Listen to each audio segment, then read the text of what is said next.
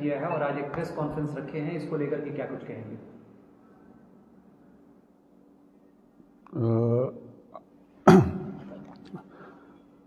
मैंने एमआईएम बहुत कुछ सोच समझ करके और बहुत सारी बातों को ध्यान में रख करके और पिछली पार्टी को जो मैंने छोड़ा है और यहाँ एमआईएम के प्लेटफॉर्म पे मैं आया हूँ, उसकी बहुत सारी वजूहात हैं जो आगे चल कर के उस पर बात होगी। और एमआईएम में आने का मतलब अब ये लग रहा है कि जैसे मैं घर पे आया हूँ, अपने घर पे आया हूँ और लोगों में जो अपनापन है, जो कार्यकर्ताओं में जोश है, वो एक अलग ही तरीके का मैसेज देता है कि वाकई में हम जो है अब जा कर के सही जगह पे पहुँचे हैं। आपको जिला अध्यक्ष बना दिया गया, उसके बाद कुछ ही दिन बाद आपने प्रेस कॉन्फ्रेंस जारी कर दिया। इसका क्या वजह? कुछ दिन बाद भी कर सकते थे। नहीं, देखिए, प्रेस कॉन्फ्रेंस इसलिए भी थी कि एक लोगों में एलानिया तौर पे पता चल जाए, लोगों को चले कि भाई एमआईएम ने यहाँ किसी नए को जिम्मेदारी सौंपी है और वो बंदा कौन है, क्या है, कैसा है, लोगों को ये जानकारी हो, तमाम आवाम पब्लिक जो भी है, तमाम समाज के लोगों में ये मैसेज चला जाए कि एमआईएम जो है यहाँ फिर अपनी सक्रियता बढ़ा रही है और उस सक्रियता को लेकर के जो है उन्होंने अपना एक अध्यक्ष नियुक्त किया है और फिर आने वाले वक्त में कमेटियाँ बनेंगी और फिर उस पर अपना वो काम शुरू करेंगे अपने संगठन को मजबूत करने के लिए। चूँकि आने वाले चुनाव में जाहिर सी बात है कि सबकी भागीदारी होनी है, तो एमआईएम पीछे क्यों रहे। इतनी बड़ी पार्टी कांग्रेस को छोड़ करके एमआईएम में आने का क्या मतलब है? देखिए, हर आदमी बेहतर और सम्मान जाने पर पता चलता है कि हकीकत क्या है। आपको हमेशा वहाँ सेकंड लाइन में रखा जाएगा, सेकंड लाइन में रहने के लिए कहा जाएगा और सेकंड लाइन में से आगे निकलने के लिए आप कोशिश भी कीजिएगा तो आपको कोशिश नहीं करने दी जाएगी। हम लोगों को काम करना था, हम लोगों को अपने लिए, अपने आवाम के लिए काम करना था। तो काम करने के लिए ज़रूरी है कि हम एक ऐसा प्लेटफॉर्म पे हो जहां हम काम करें, हम समाज के लिए हम कुछ करके दिखाएं। और वो चीज़ें कांग्रेस में नहीं हो रही थी, क्योंकि कांग्रेस अपनी जड़ता को ख़त्म नहीं करना चाहती। जो उसके साथ, कांग्रेस के साथ जो हालात है अभी, वो उसको ख़त्म नहीं करना चाहती, उसको बदलना नहीं चाहती है। और हम लोगों को है बदलाव चाहिए, तो बदलाव के लिए ज़रूरी है कि हम बदलाव करें। चुनाव के पहले बहुत सारे लोग इधर से उधर पहले नहीं होता, अभी तो चुनाव में काफ़ी टाइम है। अभी लोकसभा का कह लें तो लगभग करीबन 6-8 महीना बाकी है और कोई भी चुनाव लड़ने के लिए संगठन का होना ज़रूरी होता है। और एमआईएम को लग रहा था कि हमारे पास अभी संगठन उतना मजबूत नहीं है। लोग काम कर रहे थे यहाँ पे ग्राउंड लेवल पे, लेकिन उतनी मजबूती से जो है अपनी दावेदारी नहीं रख पा रहे थे। और ऐसे में उन्होंने ये जिम्मेदारी हमें सौंपी, हम आए और हमें ये जिम्मेदारी दी गई है। और मुझे पूरी उम्मीद है कि हम लोग इस जिम्मेदारी को पूरी करने में हम सब साथ मिल करके जिम्मेदारी को पूरी करेंगे। आने वाले टाइम में जो कमेटी बनेगी, नई कमेटी आपके द्वारा, तो जो पहले से जो लोग हैं, जो भी पोस्ट है, उनको सम्मान दिया जाएगा, उसी पोस्ट पर रखा जाएगा या उनको पोस्ट से हटाया जाएगा, उनको या नई जिम्मेदारी दी जाएगी? नहीं, जाहिर है रीशफल तो होता है, बदलाव तो प्रकृति का नियम है, तो बदलाव तो होता है। अब ये रहा कि कौन कहाँ पे है, किस तरीके से है, वो सारी चीज़ों को देखना बाकी है अभी। और उन सारी चीज़ों को देखा जाएगा, उनके कामों को देखा जाएगा, उनकी एबिलिटी जो है कि वो किस लायक में हैं, वो किस पोजीशन पे हैं या किस पोजीशन पे होने लायक हैं, वो सारी चीज़ों को देखा जाएगा। जाहिर सी बात है कि पुराने लोगों को छोड़ा तो नहीं जा सकता, क्योंकि उन लोगों ने यहाँ एक झंडा बुलंद तो रखा था और आगे भी वो पूरी अपनी मेहनत और लगन से काम करें पार्टी के लिए। इसके लिए ज़रूरी है कि सबको साथ लेके चला जाए। संगठन की मजबूती के लिए क्या पुराने साथियों को भी आप एकजुट करने की कोशिश करेंगे? पुराने साथी एकजुट हैं, यहाँ बहुत सारे लोग दिखाई दे रहे हैं जिनसे अभी कुछ दिन पहले तक तो मैं नहीं जानता था कि ये लोग एमआईएम के और यहाँ एक्टिव मेंबर हैं। लेकिन ये सारे लोग आए और मिले हमसे, तो हमें लगा कि नहीं, वाकई में यहाँ पे जो है एमआईएम के लोग हैं और पूरी तरह से एक्टिव हैं, सक्रिय हैं। और जाहिर सी बात है कि पुराने लोगों को लेकर के चला जाएगा, तभी तो हम आगे बढ़ पाएंगे। कांग्रेस में आपकी क्या क्या, इतने दिन आप कांग्रेस में थे, आपकी क्या क्या योगदान थी? किस कांग्रेस में हम आपने काम किया? कांग्रेस में हम अल्पसंख्यक विभाग में थे, कार्यकारी अध्यक्ष थे। और उसी दौरान एक प्रोग्राम भी हुआ था यहाँ, प्रदेश अध्यक्ष का हम लोगों ने प्रोग्राम भी कराया और गांव-गांव उसके लिए घूमे हम लोग और गांव में लोगों को वहाँ आने के लिए इनकरेज किया। आपको पता ही है कि कांग्रेस में भीड़ जुटाना इस वक्त कितनी मुश्किल है। बावजूद इसके हम लोगों ने बहुत मेहनत किया और लेकिन उसी दौरान हम लोगों को ये एहसास हुआ कि हम लोग गलत जगह पर सर मार रहे हैं। यहाँ आप कुछ भी करेंगे आपको पीछे ही धकेला जाएगा, हत्ता कि आपको मंच पे जगह नहीं दी जाएगी, क्योंकि अभी भी राजे रजवाड़ों का सिस्टम जो है वो चल रहा है और राजे रजवाड़ों के सिस्टम में हम लोग फिट नहीं बैठते। एमआईएम को मुसलमानों की पार्टी कहा जाता है जी, तो कैसे साबित कीजिएगा कि मुसलमानों की पार्टी नहीं है? जैसे बिहार में कोई हैसियत नहीं है, देखिए स्वीकार करते हैं, इसके लिए अब क्या कीजिएगा कि ये बड़ा अहम रहा है। हमेशा हर जगह इसी बात को लोगों ने उठाया और उठाने वाले कोई दूसरे नहीं होते हैं, हमारे उर्दू नाम वाले लोग ही ज़्यादा हैं। मेरा सवाल ये है कि अगर सन ऑफ मल्लाह है, सन ऑफ मल्लाह की पार्टी यहाँ चलती है, यहाँ पे दलितों के नाम पे पार्टियाँ हैं, पिछड़ों के नाम पे पार्टियाँ चल रही हैं, तो किसी को कोई दिक्कत नहीं होती, कोई उसे बी टीम नहीं बताता। जबकि वो अलल ऐलान खुले तौर पे वो उनके साथ बीजेपी के साथ अलायंस करके उनका कोई हनुमान बनता है, कोई उनका कोई रथ खींचता है, खींचने की बात करता है, यानी वो पूरी तरह से खुले तौर पे बात करते हैं और बावजूद इसके लोग वो उनको बी टीम नहीं कहते और हम खुले तौर पे उनकी मुखालफत करते हैं। बावजूद इसके लोग हमें बी टीम इसलिए कहता है कि वो जो लोग हैं जो रखे गए हैं हर उर्दू नाम वाले हर पार्टियों में, वो इसीलिए रखे गए हैं कि वो एमआईएम को काउंटर करें, और दूसरी कोई वजह नहीं है उनको कहने की, क्योंकि उनके पास कोई दलील नहीं है कहने की कि हम बी टीम हैं। हम हर जगह लड़ते हैं और हर जगह लड़े हैं और लड़ेंगे भी, हर जगह मुखालफत की है और हर जगह मुखालफत में रहे हैं हम। लेकिन मामला वही है कि उर्दू नाम वालों को ये डर है कि एमआईएम ऐसा ना हो कि उनकी कुर्सी जो है कमज़ोर कर दे या उनकी कुर्सी खींच ले। उर्दू नाम वालों का जिक्र कर रहे हैं आप, सेकुलर की बात नहीं कर रहे, वजह नहीं, इसलिए कि एमआईएम को बी टीम कहने वाले लोग यही उर्दू नाम वाले ज़्यादा हैं, बजाय सेकुलर लोगों के। सेकुलर तो नहीं कह सकते, जो इसमें सोशल समाज जो है उनके लोगों को उतनी फिक्र नहीं है एमआईएम को लेकर के, जितनी फिक्र ये उर्दू नाम वालों को, ये सो कॉल्ड सेकुलर पार्टियों में रहने वाले जो उर्दू नाम हैं उनको जितनी फिक्र है एमआईएम की और जितनी उनके पास बातें हैं एमआईएम के लिए, उतनी दूसरे लोगों को नहीं है। आपके कहने का मकसद साफ ये है कि जो मुस्लिम लीडर्स जो दूसरी पार्टियों में हैं वो एमआईएम को ज़्यादा खींचने की कोशिश करते हैं। बिल्कुल, क्योंकि फिर उनको अपनी जो उनकी जो ये हिस्सेदार या जो भी कह लें उनकी पार्टियों में जो शमूलियत है या पार्टियां उनको जो पालती पोसती हैं, वो उनको अपना डर लगता है कि अब हमारा क्या होगा या हम किस तरह कर पाएंगे। अगर एमआईएम मजबूत हुई तो जाहिर सी बात है कि एमआईएम से दूसरी पार्टियां अलायंस करेंगी, दूसरी पार्टियां उनको अलायंस करेंगी। अलायंस हुआ भी है, उपेंद्र कुशवाहा के साथ भी अलायंस कर चुके हैं, पप्पू यादव के साथ अलायंस कर चुके हैं, बसपा के साथ अलायंस कर चुके हैं। तो उनके साथ लिए हम बुरे नहीं हैं, बुरे सिर्फ उन लिए बनते हैं कि जो अपने आप को सेकुलर पार्टियां कहने वाले जो लोग हैं उनके अंदर जो उर्दू नाम वाले हैं उनको ज़्यादा तकलीफ होती है एमआईएम से। क्या लगता है एमआईएम का मुस्तकबिल आगे चल करके कितना बड़ा हो सकता है? अब आप देख लीजिए, मुस्तकबिल आपके सामने है कि अब जब हैदराबाद से निकले और आहिस्ते आहिस्ते एक्सपेंड करते चले गए और बढ़ रहे हैं और बढ़ते चले जाएंगे, ये एकदम 100% तय है कि एमआईएम का मजबूत होना यकीनी है। कहा जाता है कि सीमांचल में सिर्फ उसके बिहार में उसकी पकड़ है, बाकी डिस्ट्रिक्ट में नहीं है, इसको लेकर ये तो आने वाला वक्त बता देगा कि सीमांचल में मजबूत है और बाकी जगह में क्या है, ये आने वाला वक्त बता देगा। इसमें अभी हम लोग कोई दावेदारी नहीं करेंगे, लेकिन ये तय है कि ये यहाँ उत्तरी बिहार में भी एमआईएम जो है उतनी ही मजबूत होगी जितनी कि सीमांचल में है। अच्छा, सीमान में जब भी इलेक्शन होगा 24-25 में, तो लोकल किन किन मुद्दों पे एमआईएम बारीकी से बात करेगी? जाहिर है जो सामाजिक मुद्दा है जैसे महंगाई और बेरोजगारी है, तो और ये तो एक नेशनल एजेंडा है। उसके अलावा जो लोकल इश्यूज हैं जिस तरह के भी जो इसको लेकर के डेवलपमेंट को लेकर के जो भी लोकल इश्यूज होंगे वो सारे इश्यूज हाईलाइट किए जाएंगे। ठीक है, हो गया ना?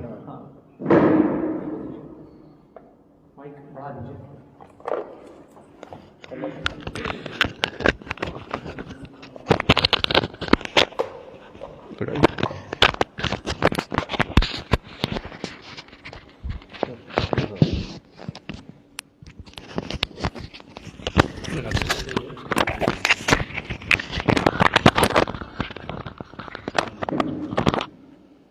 जी बताइए, सरवर इमाम साहब के पार्टी में आने से एमआईएम को कितनी मजबूती और एमआईएम को कितना बेनिफिट होगा? सबसे पहले मीडिया साथियों को मेरा सलाम, आदाब। सरवर इमाम साहब को MIM में जुड़ने से MIM पार्टी को काफ़ी मजबूती मिलेगी और सबसे बड़ी खुशी की बात यह है MIM के लिए, और ख़ासकर मुझे इस बात की सबसे बड़ी खुशी है कि इन्होंने कांग्रेस छोड़ के AIM में आने का काम किया और पार्टी इनको सिवान जिले का जिला अध्यक्ष का प्रभार दिया। और मुझे उम्मीद है कि ये काफ़ी पार्टी को आगे बढ़ाने का काम करेंगे। और पहले से भी बहुत सारे हमारे साथी हैं सिवान के, हमारे युवा अध्यक्ष हैं और हामिद साहब हैं, ये सिवान में यही लोग काम देख रहे थे। गाहे बगाहे हमको आना पड़ता था, लेकिन मुझे अब कम ही आना पड़ेगा, इसलिए कि हमारे भाई सरवर इमाम साहब पार्टी का काम संभालेंगे और आगे के संगठन को मजबूत करने का काम करेंगे। जी, सिवान से कैंडिडेट देखने को मिलेगा 24 में? जी बिल्कुल मिल सकता है। ये आप मिल सकता है, दोनों अंतर है। कंफर्म नहीं है कि ये पार्टी सिवान में उतारेगी अपने कैंडिडेट। हमारी पार्टी अभी मंथन कर रही है। अगर हमारे संगठन यहाँ मजबूत हो जाती है, 6-7 महीना बाकी है, तो इंशाल्लाह ज़रूर कैंडिडेट यहाँ AIM पार्टी उतारेगी। MIM में कितना कॉन्फिडेंस है? क्या MIM इस बात को लेकर आश्वस्त है कि वो अपने कैंडिडेट उतारे तो उसे जिता पाएगी? देखिए, हारना और जिताने वाली बात जहाँ तक है, ये तो आवाम की बात है। जनता जिसको जिताए, जिसको हराए, लेकिन पार्टी हमारी लड़ेगी, पूरे दमखम के साथ लड़ेगी और जहाँ से भी कैंडिडेट उतारेगी AIM पार्टी, वहाँ से जोश खरोश के साथ पार्टी लड़ेगी और उम्मीद के साथ हम लोग लड़ेंगे कि हमारी पार्टी के कैंडिडेट यहाँ से जीते। ये MIM बिहार में कितना प्रत्याशी उतारने जा रही है? लोकसभा में कम से कम 20 सीट पे हमारी पार्टी कैंडिडेट उतारने वाली है। सिवान और गोपालगंज शामिल है उसमें? जी, गोपालगंज तो कंफर्म है, 100% कंफर्म है। इसलिए गोपालगंज कंफर्म है कि हमारे मीडिया के साथी ने कहा कि ये मुस्लिमों की पार्टी है, तो ये साबित करना है MIM को। गोपालगंज रिजर्व सीट है, वहाँ से दलित कैंडिडेट होंगे और आने वाले दिन में लोगों के मुंह पे ताला लगेगा कि ये मुस्लिमों की पार्टी है। तो क्या MIM में गैर मुस्लिम को भी जगह दी जाएगी, उसको भी उतनी वरीयता दी जाएगी जितना कि आप सरवर इमाम साहब को दे रहे हैं या फिर बाकी लोगों को दे रहे हैं? जी, बाकी लोग भी मेरे भाई हैं, उनका भी हक बनता है हमारे पार्टी में इलेक्शन लड़ने का, मेंबर बनने का, किसी भी पद पे रहने का। आप देख लें, राजस्थान देख लें, वहाँ भी हमारे हिंदू भाई इलेक्शन लड़ रहे हैं। मध्य प्रदेश में भी हमारे हिंदू भाई इलेक्शन लड़ रहे हैं, हैदराबाद में भी लड़ रहे हैं। वहाँ से कैंडिडेट उतारेंगे? जी, विधायक आप लोग जीत के आए थे सीमांचल से, उधर से कोई नॉन मुस्लिम दलित से कोई कैंडिडेट देखने को मिलेगा आपकी पार्टी से? जी बिल्कुल मिलेगा। ये तो 25 की बात आप पूछ रहे हैं हमसे।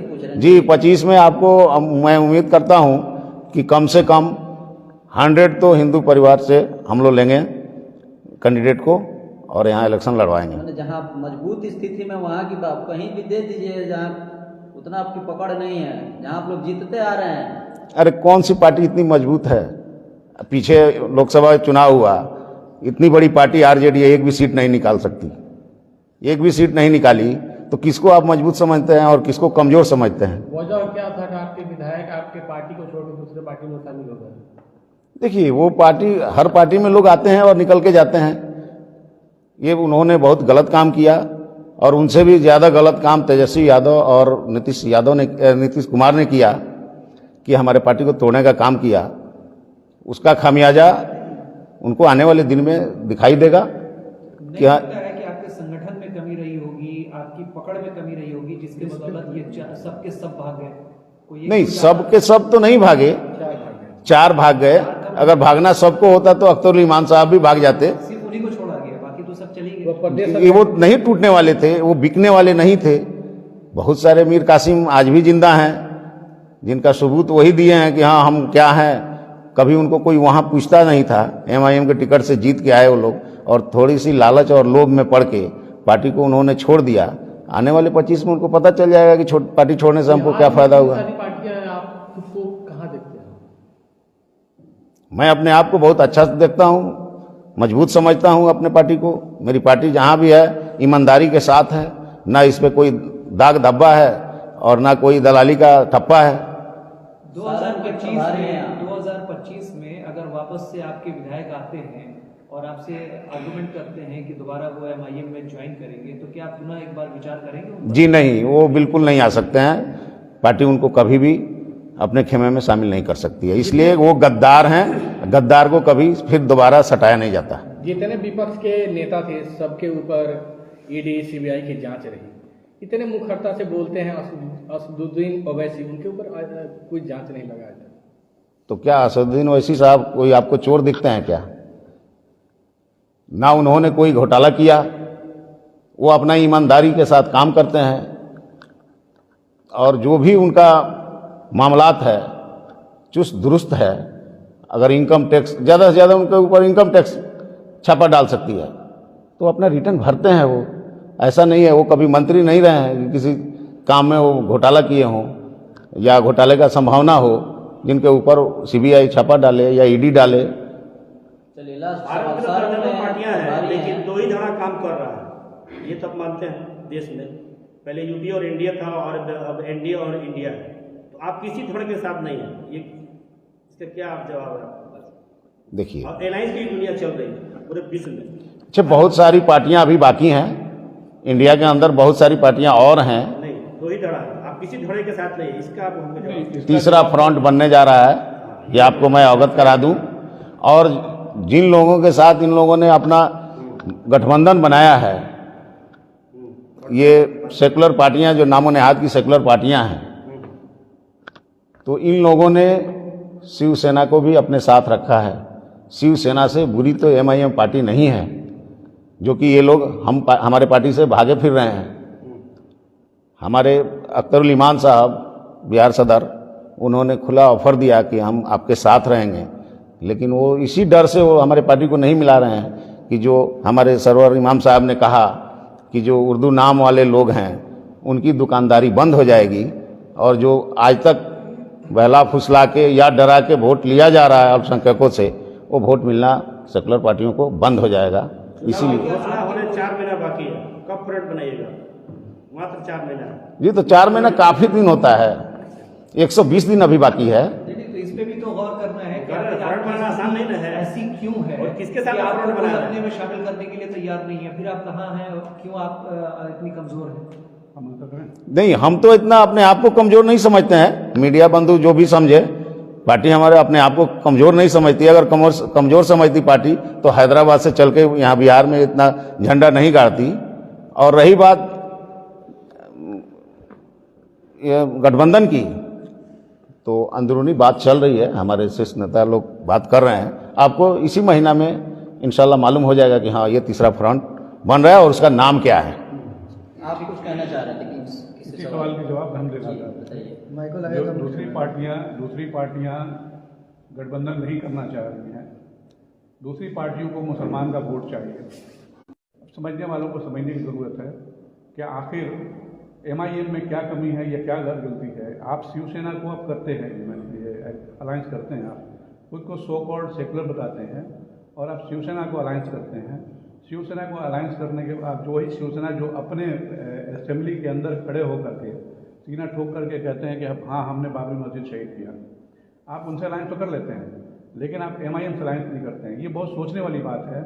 और ख़ास करके उनको जो लोग बीजेपी की बी टीम बताते हैं, उनको ये सोचने की ज़रूरत है कि क्या वाकई ऐसा है, हम क्यों छूत हैं, क्यों छूत बनाया गया है, इसकी क्या वजह हो सकती है। इसकी वजह यही है कि वो नहीं चाहते हैं कि मुसलमान मजबूत हों, मुसलमान एक प्लेटफॉर्म पे आएँ, प्लेटफॉर्म में मुसलमान एक झंडे के नीचे जमा हों।